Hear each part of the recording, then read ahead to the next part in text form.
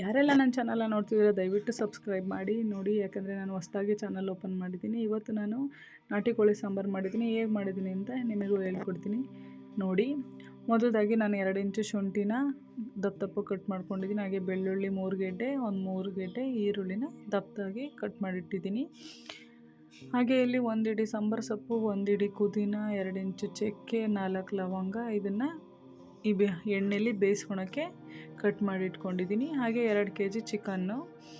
ಇಲ್ಲಿ ಒಂದು ಬಾಣಲಿಗೆ ನಾವೇನು ಎಣ್ಣೆಯಲ್ಲಿ ಬೇಯಿಸ್ಕೊಳಕ್ಕೆ ಇಟ್ಟಿದ್ವೋ ಈರುಳ್ಳಿ, ಬೆಳ್ಳುಳ್ಳಿ, ಶುಂಠಿ, ಪುದೀನ, ಸಾಂಬಾರು ಸೊಪ್ಪು, ಚಕ್ಕೆ, ಲವಂಗ, ಅದ್ರ ಮೇಲೆ 2 ಸ್ಪೂನ್ ಎಣ್ಣೆ ಹಾಕ್ಕೊಂಡು ಚೆನ್ನಾಗಿ ಸ್ವಲ್ಪ ಈರುಳ್ಳಿನ ಬೇಯಿಸ್ಕೊಳಕ್ಕೆ ಬಿಡಿ.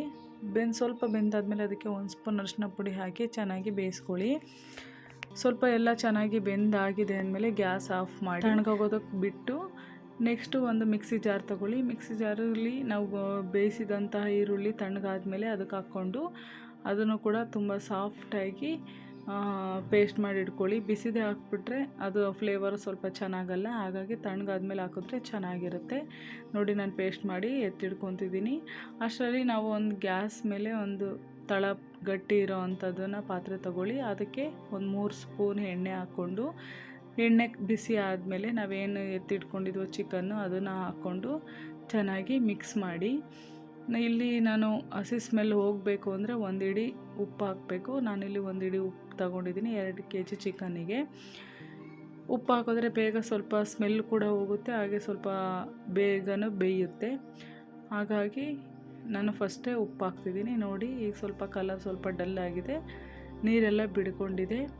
ನೀರೆಲ್ಲ ಬಿಡ್ಕೊಂಡಾಗಿದೆಯಲ್ಲ, ನೆಕ್ಸ್ಟ್ ನಾವು ಈರುಳ್ಳಿ ಪೇಸ್ಟ್ ಮಾಡಿದ್ವಲ್ಲ ಅದನ್ನು ಹಾಕ್ಕೊಳ್ಳೋಣ. ಅದನ್ನು ಹಾಕ್ಕೊಂಡು ನಿಮಗೆ ನೀರು ಬೇಕು ಅಂದರೆ ನೀರು ಹಾಕ್ಕೊಳ್ಳಿ. ನನಗಿಲ್ಲಿ ನೀರು ಬೇಡ ಅನ್ನಿಸ್ತು, ಹಾಗಾಗಿ ನಾನು ನೀರು ಹಾಕ್ಕೊಂಡಿಲ್ಲ. ನಿಮಗೆ ನೀರು ಬೇಕು ಅಂದರೆ ಒಂದು ಸ್ವಲ್ಪ ಹಾಕ್ಕೋಬೋದು.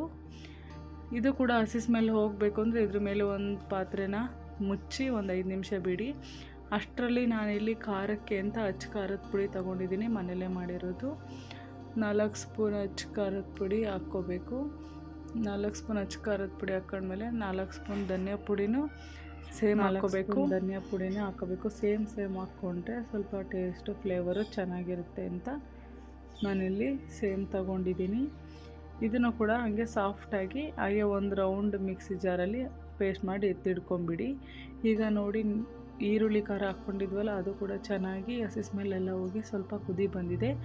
ಇದು ಕುದಿ ಬಂದಿದೆಯಲ್ಲ, ನೆಕ್ಸ್ಟ್ ನಾವು ಏನು ಖಾರ ಪೇಸ್ಟ್ ಮಾಡಿಟ್ಟಿದ್ವೋ ಅದನ್ನು ಕೂಡ ಹಾಕ್ಕೊಂಡು ಅದ್ರ ಮೇಲೆ ಇನ್ನೊಂದು ಸ್ವಲ್ಪ ನೀರನ್ನು ಹಾಕ್ಕೊಳ್ಳಿ. 1 ಗ್ಲಾಸಷ್ಟು ಎಕ್ಸ್ಟ್ರಾ ನೀರು ಹಾಕ್ಕೊಂಡು ಅದನ್ನು ಕೂಡ ಚೆನ್ನಾಗಿ ಮಿಕ್ಸ್ ಮಾಡಿ ಮತ್ತು ಕ್ಯಾಪ್ ಕ್ಲೋಸ್ ಮಾಡಿ ಒಂದು 5 ನಿಮಿಷ ಖಾರದ ಮಸಾಲೆ ಎಲ್ಲ ಹೋಗೋವರೆಗೂ ಬಿಟ್ಟು ನೆಕ್ಸ್ಟ್ ತೆಗ್ದಾದ್ಮೇಲೆ ನೋಡಿ ಮತ್ತೆ ಕುದೀತಿದೆ. ಇದಕ್ಕೆ ನಿಮಗೆ ಎಷ್ಟು ಕನ್ಸಿಸ್ಟೆಂಟಿ ಬೇಕೋ ಅಷ್ಟು ನೀರು ಹಾಕ್ಕೊಳ್ಳಿ. ನಾನಿಲ್ಲಿ ಒಂದು 4 ಗ್ಲಾಸ್ ನೀರು ಹಾಕ್ಕೊತಿದ್ದೀನಿ.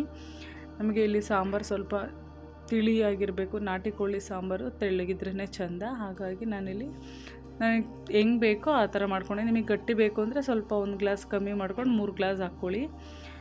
ನೋಡಿ, ಇವಾಗ ಸ್ವಲ್ಪ 50% ಬೆಂದಿದೆ.